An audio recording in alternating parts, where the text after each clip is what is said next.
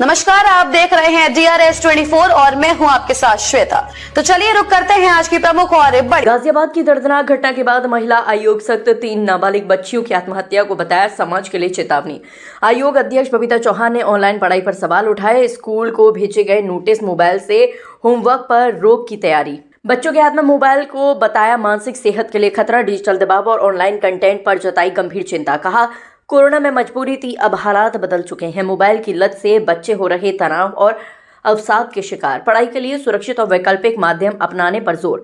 अभिभावकों से बच्चों की ऑनलाइन गतिविधियों पर नजर रखने की अपील। स्कूल और माता पिता की साझा जिम्मेदारी, बताया बच्चों का भविष्य। गाजियाबाद की घटना से सबक लेकर ठोस कदम उठाने का ऐलान।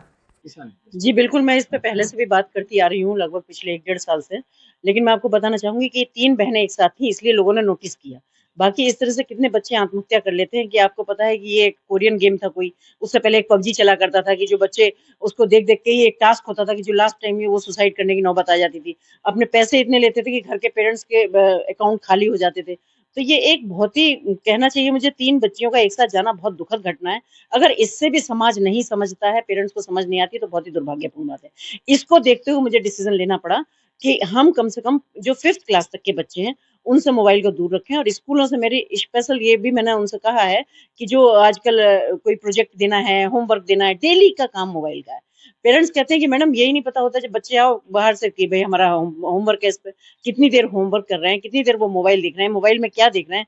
तो ये मुझे लगता है ये जो एक एडिक्शन हो गया है ना बच्चों को मोबाइल का, इससे दूरी बनाने के लिए थोड़ा स्कूलों को, थोड़ा माँ-बाप को, दोनों को प्रयास करना पड़ेगा। पहले बच्चा रोता था तो उसे खेलने के लिए खिलौना दिया जाता था, यस, लेकिन आजकल के जो पेरेंट्स हैं वो मोबाइल देते हैं कि यस, मोबाइल देखिए, तो यस। इसको लेकर बहुत क्या ही गंदी बात है। मैं आपको कितने एग्ज़ाम्पल दिखा सकती हूँ इस बात के कि बच्चे जब छोटे बच्चों को दे देते हैं तो उनको जो कार्टून लगा के देते हैं, बच्चे वैसी कार्टून जैसी हरकतें करने लगते हैं और जब समझदार होते हैं तो माँ-बाप का सर दर्द बनता है कि बच्चा ठीक नहीं हो रहा। तो मुझे लगता है कि ये माँ-बाप, माँओं को स्पेशली समझना चाहिए कि ये मोबाइल इतनी अच्छी चीज़ भी नहीं है कि जो कि परवरिश का एक हिस्सा बन गया है बच्चों का। तो मैं सबसे यही कहना चाहूँगी कि मोबाइल को थोड़ा बच्चों से दूर रखें अगर अपने बच्चों की सेहत अच्छी रखना चाहते हैं, शारीरिक रूप से भी और मानसिक रूप से भी। कुछ स्कूल भी आजकल ऑनलाइन करने के लिए मोबाइल का आदी बना रहे हैं बच्चों को। हमने सब स्कूलों के लिए एक पत्र भिजवा दिया है, जिलाधिकारी महोदय को पत्र भिजवाया है, उनको उनसे कह दिया है कि भई सब स्कूलों में 5th क्लास तक के बच्चों का ये होमवर्क या प्रोजेक्ट कोई भी चीज़ मोबाइल पे नहीं जानी चाहिए। जैसे पहले डायरी में नोट होती थी वैसा जाना चाहिए क्योंकि कॉलेजों के लिए भी ईज़ी हो गया कि अपना लिया, एक ग्रुप बनाया, उसमें सबको एकदम से भेज दिया। और जब पहले बच्चे स्कूल में डायरी में लिख के लेके आते थे तो टीचर को भी नोट करना पड़ता था कि उसने सही लिखा है या गलत लिखा है। माँएँ भी उसको समझ लेती थी, अब मोबाइल पे समझ में ही नहीं आता किसी को।